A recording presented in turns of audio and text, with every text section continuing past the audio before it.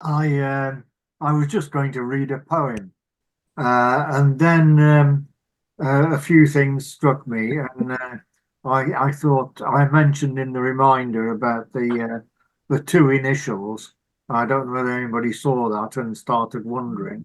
Um, and these were two initials that I think everybody's heard of, but don't know what they stand for. And so I decided I'd say a little bit about it before I read it. And in order to, rather than me reading from a sheet of paper in front of me, I thought I'd just put a very, very short slideshow together. So I'll share my screen. A poet with well-known initials. You can see that, can you? Yeah. Yes, yes, we can. We've all seen initials, so GK we've seen, AE we've seen, CS we've seen, and JRR we know who that is. But here are the initials that I came up with for my poem. This is a drum roll. Yeah, I forgot the drum. So AA. Milk. It's anonymous. Milk.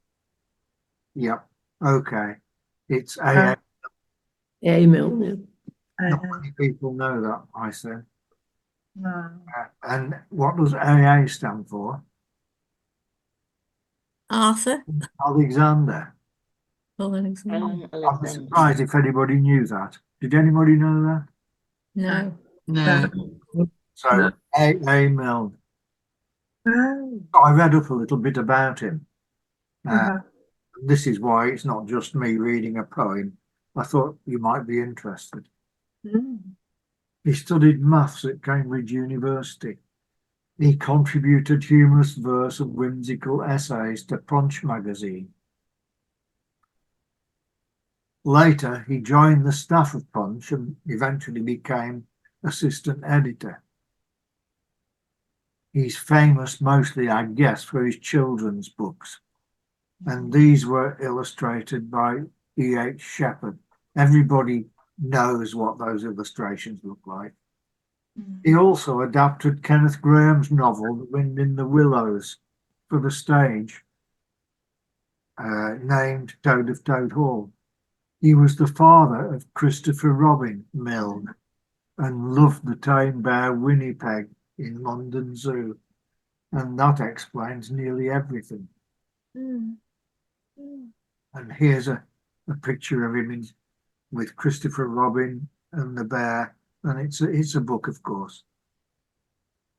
Oh. The rights to the children's books were left to various beneficiaries and eventually were obtained by Disney.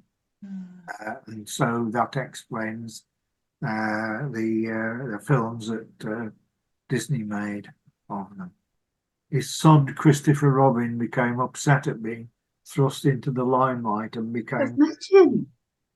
A.A. Milne died at home in January 1956, so relatively recent. A memorial plaque was placed in Ashdown Forest and unveiled by Christopher Robin.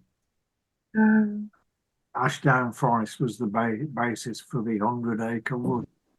And here's the plaque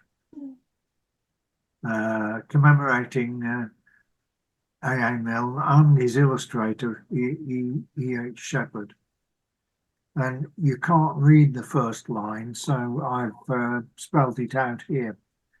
The first line reads, "And by they came to an enchanted place on the very top of the forest called Galleon's Lap." And another plaque, this time in his birthplace, Kilburn, London.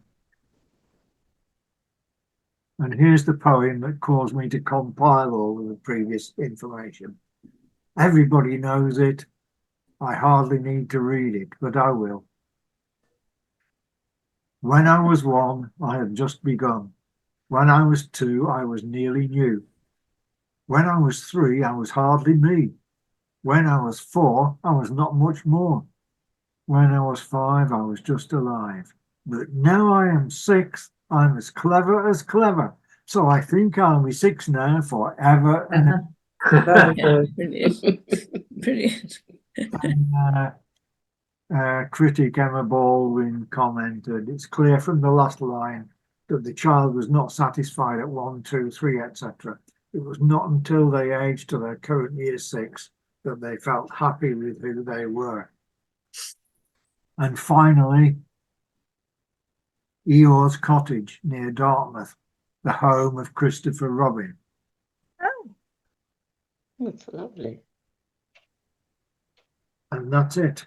Very good. Very good. Interesting. brilliant. Very nice.